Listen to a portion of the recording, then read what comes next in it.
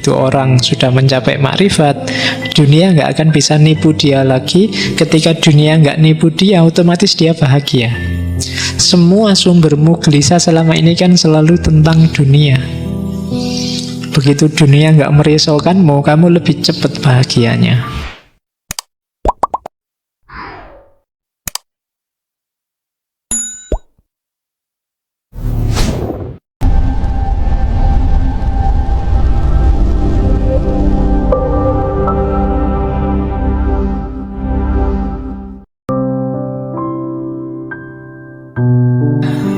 Untuk menyisihkan nasut, mau tidak mau harus riyadhah diniyah. Jadi latihan rohani. Ya namanya latihan loh, mesti agak berat. Uzlah, kemudian tafakur, muhasabah, sholat malam, pokoknya mendidik diri agar tidak jatuh cinta sama dunia. Nah ini roto abot. Kalau usia-usia kalian mungkin ya masih ambil nafas besar ya. Jadi ya abot, ya semangatmu kan naik turun kayak gini. Wah semangat saya mau riyadhah apa nih. Iya ya kan, kamu sholat subuh on time itu sudah alhamdulillah. Ya jadi ya masih ingat sholat subuh kan luar biasa. Tidak usah lah tahajud itu apa nih. Jadi sholatnya subuh. Kemarin saya baca di mana itu, kenapa di Indonesia banyak orang sholat subuhnya kesiangan, karena salah nama. Kalau di beberapa kitab sholat subuh itu namanya sholat fajar. Di Indonesia subuh lebih terkenal. Kalau sholat fajar ya waktu fajar. Jadi ketika diganti sholat subuh ya berarti tidak harus fajar, pokoknya subuh niatnya. Oke, yo argumennya apik kowe. Jadi mari kita jadi besok di situ diganti ya sholat fajar gitu kan. Sholat fajar waktunya fajar berarti tidak waktu subuh. Karena namanya subuh, kadang-kadang jam 7, kadang jam, saya lupa ya baca, ada juga referensi bahwa sebenarnya sholat duha itu banyak hadisnya yang dipertanyakan. Coba dicek yang ahli hadis ya. Di beberapa referensi malah ada yang bilang sholat duha itu awalnya karena dulu Muawiyah itu sholat subuh kesiangan.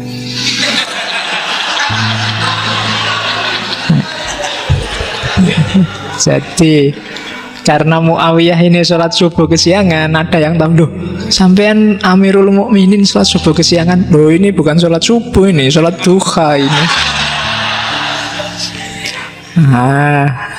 Terus dari situ lahirlah banyak hadis-hadis tentang keutamaan sholat duha. Oke, yo kamu cek sendiri yang ahli hadis, ahli sejarah. Oke, nah kok sampai situ ya, mengharap ngomong riyadhah ya. Jadi riyadhah, latihan batinmu dengan cara memberdayakan fisikmu untuk mengarah ke batin. Jadi kiblatnya harus semuanya Allah. Dunia itu boleh kamu tunggangi, tapi ngadepnya ke belakang. Mungkin kalian baca banyak buku-buku sufi, biasanya sufi-sufi humor yang tentang Nasruddin Hoja. Itu simbolnya sufi itu kan naik keledai, tapi tidak ngadep ke depan, ngadep ke belakang. Keledai itu simbol dunia. Ya kita butuhlah dunia, butuh makan, butuh minum, tapi ngadepnya ke belakang. Maksudnya kiblatnya jangan kiblat dunia, kiblatnya tetap ke atas Allah. Jadi ada apa-apa ngajaklah Allah. Ngaji kayak gini ya ajaklah Allah ke sini. Kalau kamu sedang pacaran, ajaklah Allah pacaran. Biar pacarannya Islami. Loh iya kan. Loh kalau kamu pacaran ngajak Allah kan anda enak, ada Allah ini kan gitu. Ya kan. Mau pegang tangan juga ndak enak. Kalau iblis yang datang kan kalau dua orang, yang ketiga setan kan. Kalau setan kamu malah nekat, alah setan aja kok. Ya, kadang-kadang yang ketiga setan itu setannya malah nganggur, belum diapa-apain kamu sudah kreatif. Ya, jadi paling setannya wah ndak enak jadi obat nyamuk jangan. Iya, kamu belum digodain kamu sudah kreatif sendiri. Jadi, oke. Maka, iya. Jadi kalau ada yang bilang hati-hati loh, jangan berduaan. Yang ketiga setan, ndak ngefek. Ada setan, nggak ada setan sudah kamu jadi setan dewe. Oke, nah riyadhah diniyah itu latihlah dirimu biar tidak apa nek basa Jawane dulu kiai-kiai bilangnya kepincut, terpesona, jatuh cinta dengan dunia di level apapun. Bukan berarti kamu tidak butuh dunia, butuh, tapi dia rankingnya bawah, tidak penting. Punya uang banyak syukur, tidak punya uang tidak apa-apa. Punya pacar cakep syukur, tidak punya pacar ya cari. Loh ya, ya kan harus nikah makanya nyari pacar. Nggak apa-apa, nggak pakai galau, biasa aja. Yang jomblo santai, yang punya pacar juga santai. Dunia. Nah, jadi nggak jatuh cinta meskipun butuh. Kesini dikasih minum ya syukur, nggak dikasih minum ya minta. Ya minta nggak dikasih baru nggak apa-apa nggak dikasih. Oke, jadi itu riyadhah. Begitu kamu ndak lagi terpesona, ndak lagi jatuh cinta oleh dunia, maka jiwamu mulai kompatibel sama Allah. Tapi kalau dunia masih bikin kamu sibuk, cirinya yang gampang tadi, kamu masih banyak ketakutan, kekhawatiran, yo agak susah Allah masuk. Ya mungkin kalau Allah itu sudah Pentium 4, mungkin dirimu masih Pentium lama itu yang berapa itu. Jadi nggak masuk. Programnya Allah terlalu tinggi. Maka riyadhah, latihan. Riyadhah yang paling efektif itu yang istiqomah tadi. Makanya Nabi bolak-balik nyuruh istiqomah, itu melatih diri.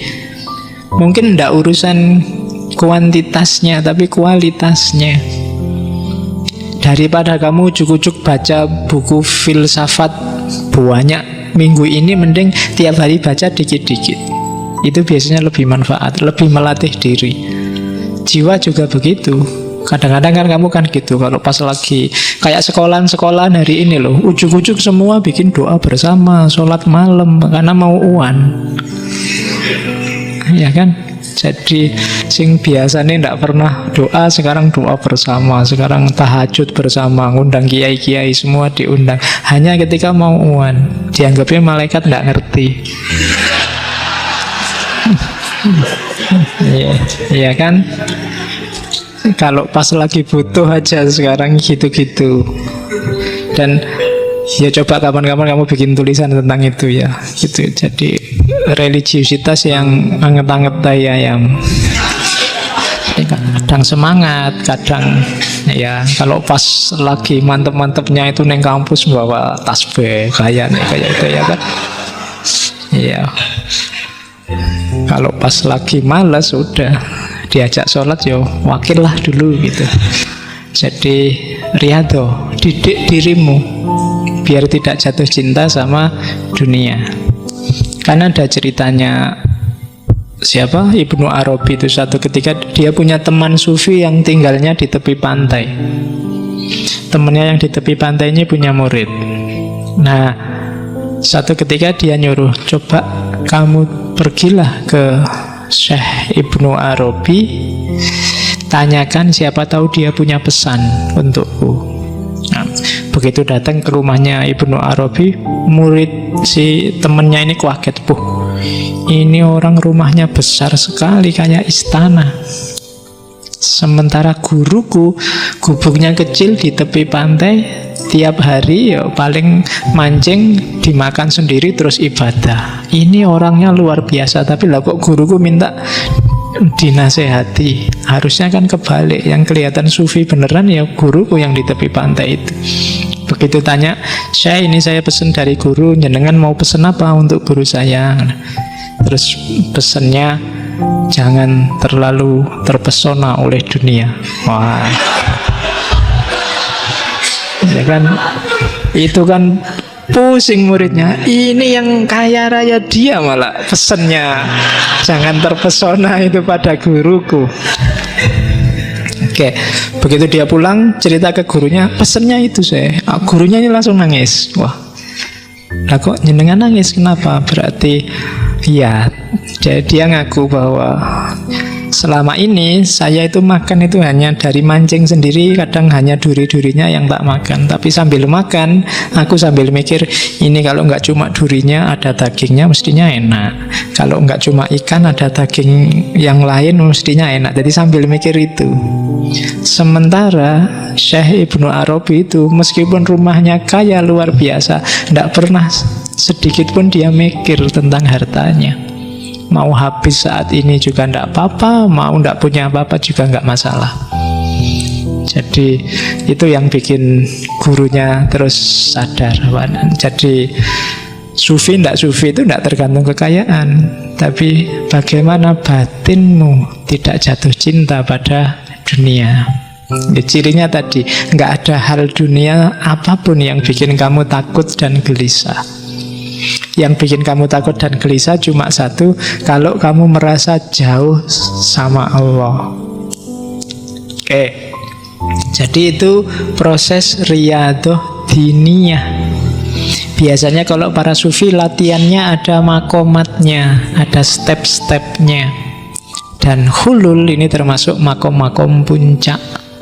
Kalau di Ghazali puncaknya ma'rifat, pemahaman puncak tentang Allah.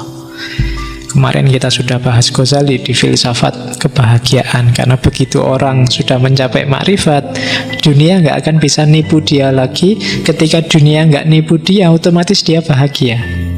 Semua sumbermu gelisah selama ini kan selalu tentang dunia. Begitu dunia nggak merisaukanmu, kamu lebih cepat bahagianya. Nah, maka perlu riyadhah diniyah, mujahadah.